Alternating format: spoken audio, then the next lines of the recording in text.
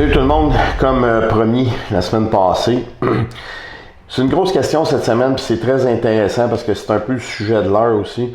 Je vais vous la lire parce qu'elle est quand même assez longue. Dans une évaluation d'athlètes, certains ratios des charges pour exercice sont peu représentatifs du 1% génétiquement doué ou de l'athlète dopé. Comment adresses-tu ce type d'athlète dans ta sélection d'exercices en réhabilitation par exemple ou en périodisation? J'ai un collègue qui a fait un article il y a peut-être un mois environ, un collègue de Québec. Puis, article super bien fait, bien monté. Puis, hats off, son nom c'est Anthony Campbell, vraiment bien. Et j'ai su aussi que, tout comme moi, les ratios, c'est quelque chose qu'on utilise.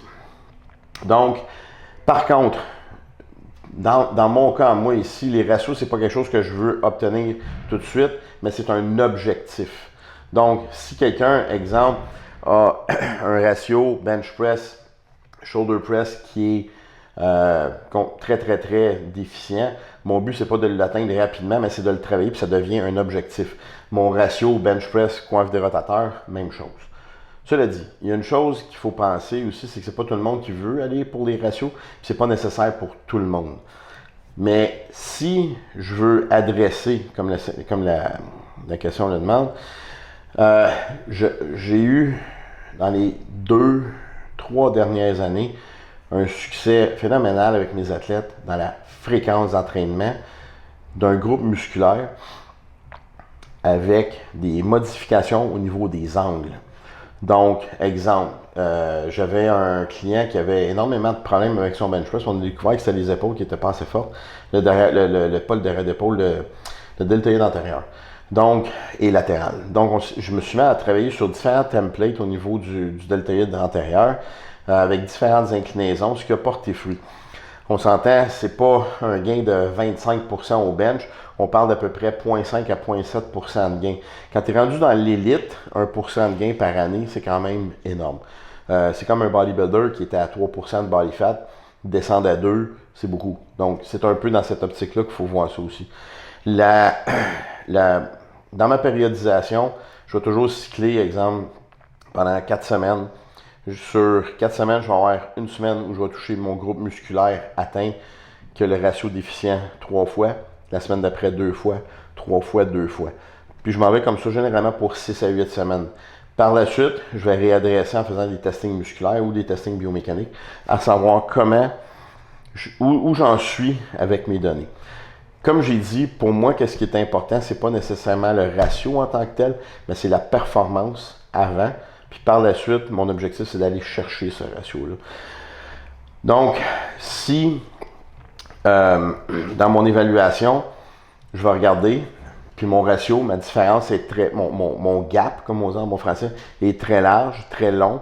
Puis à ce moment-là, je me dis, bon, je me donne un temps, exemple 12 mois, pour réduire mon gap le plus près possible.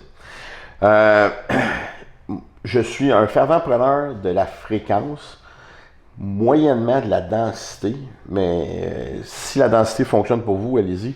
Moi, ça a été la fréquence, mais la fréquence avec peu de densité. C'est-à-dire que le client faisait ses épaules, mais j'avais juste peut-être 2 exercices d'épaule dans un axe spécifique, mais 3 fois semaine, ce qui donne 6 exercices d'épaule antérieures, mais avec des angles différents.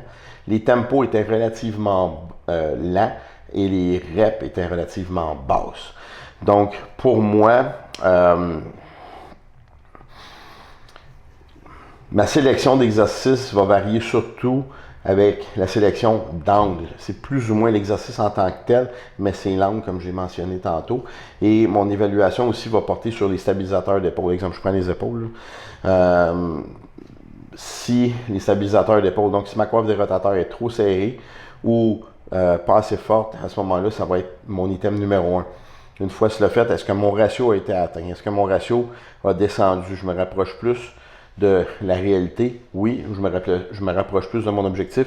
Oui. Donc, j'ai une partie. Beaucoup de traitements manuels aussi. Des muscles trop tendus vont en inhiber d'autres. Des muscles faibles vont faire en sorte que la coordination extramusculaire et intramusculaire ne fonctionnera pas. Donc, pour moi, la variation d'angle, traitement manuel, coiffe des rotateurs sont des musts pour l'évaluation pour cette question-là qui est assez étoffée en passant, que j'aime beaucoup ce genre de questions-là. Donc, pour moi, c'est comme ça que je vais travailler sur ça. Alors, sur ce, bonne semaine. Et pour vous garder en suspens, la semaine prochaine, la question super intéressante, quel est le moment opportun pour développer la force pour les sports universitaires? Salut!